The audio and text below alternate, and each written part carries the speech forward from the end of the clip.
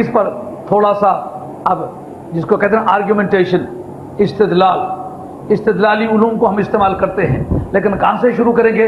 اس کا travelling point جو ہے اس کا اوکیجن آف ریویلیشن، اس کا محل نزول ہے، کن حالات میں کب نازل؟ یہ مدنی آیت ہے، جبکہ اسلام نے اپنی انڈیپینڈنٹ اسٹیٹ مدینہ شریف میں قائم کر لی ہے۔ ایک سول سوٹ سرکار کی بارگاہ میں پیش ہوا، دیوانی مقدمہ، پانی تھا، ایزمنٹ رائٹ کا، حقوق آسائش کا، کہ پانی آ رہا ہے، وہ مجھے بھی ملتا ہے، اس کو بھی ملتا ہے۔ اب پانی کے بارے میں کیا فیصلہ ہو؟ جو دو گروپ ہیں پارٹیز ٹو کیس، ایک مسلمان کہلاتا ہے، دوسرا یہودی کہلاتا ہے۔ اب اندرونی حیثیت بعد میں ہوگی، لیکن آج قانون کی سٹیٹمنٹ یہ ہے کہ ایک مسلمان اور یہودی کا باہمی کیس ہے۔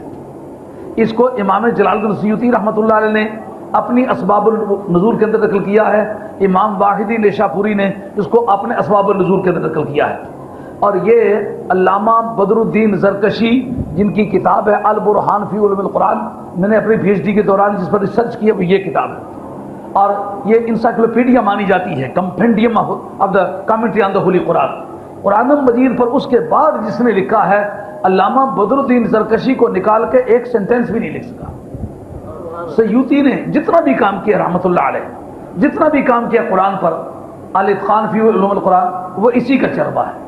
جو التخبیر فی علوم علم تفسیر، وہ اسی کا چربہ ہے۔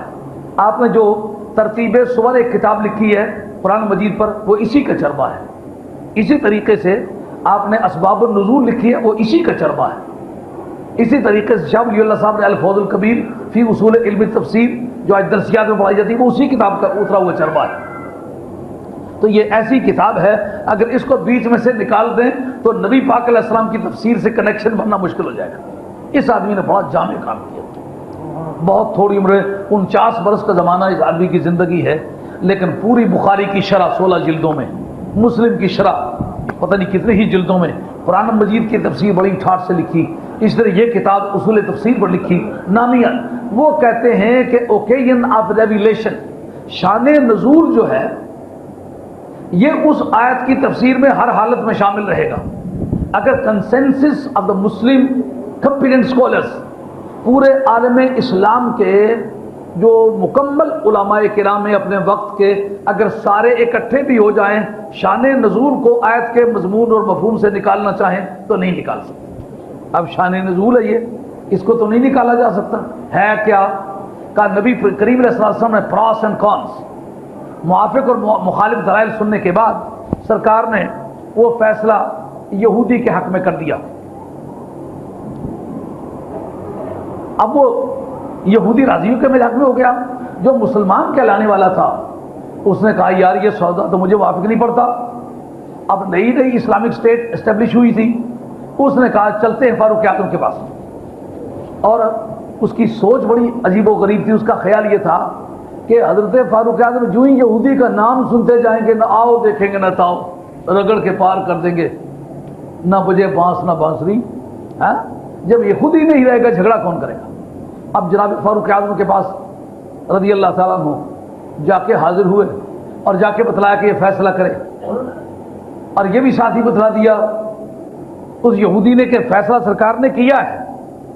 اب کس کو منظور نہیں؟ ان کا مجھے منظور نہیں، جو مسلمان کہہ رہے، یہودی کہتا مجھے منظور ہے۔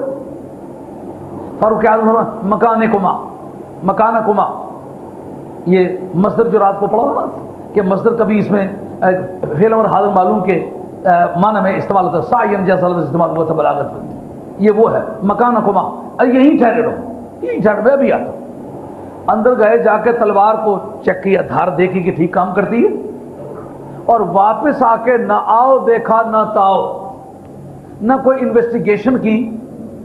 اتنی بات دونوں کے ماننے سے طے ہو گئی کہ سرکار نے فیصلہ کیا، اس پر گواہ گزر گئے، اور جو نہیں مانتا اس نے بھی مان لیا کہ میں نہیں مانتا، اور جس نے مانا اسے کہا میں مان لیا۔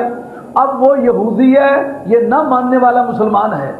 اب اس سے بیشتر فاروق اعظم رضی اللہ تعالیٰ عنہ جا کر کے جناب علی مرتضیٰ سے کہتے ہیں اے علی، جس طرح باقی معاملات میں آپ کو ورڈکشن لیتے ہیں، فتویٰ لیتے ہیں، فتویٰ بتلاؤ کہ اس کے بارے میں کیا کریں۔ سرکار سے ہی جا کے پوچھیں، جو قرآن مجید نازل ہو چکا ہوا اس کی روشنی میں چیک کریں کہ اس طرح کا کوئی واقعہ پہلے پیش آیا، اس کو کبھی کسی نے قتل کیا؟ ٹوٹلی انپریسیڈنٹڈ ہے نا، پہلے اس کی کوئی مثال نہیں۔ اس سے جناب فاروق اعظم رضی اللہ عنہ جو ایٹیچیوڈ ہے اس سے کوئی قانون میں بنے گا نہیں بنے گا؟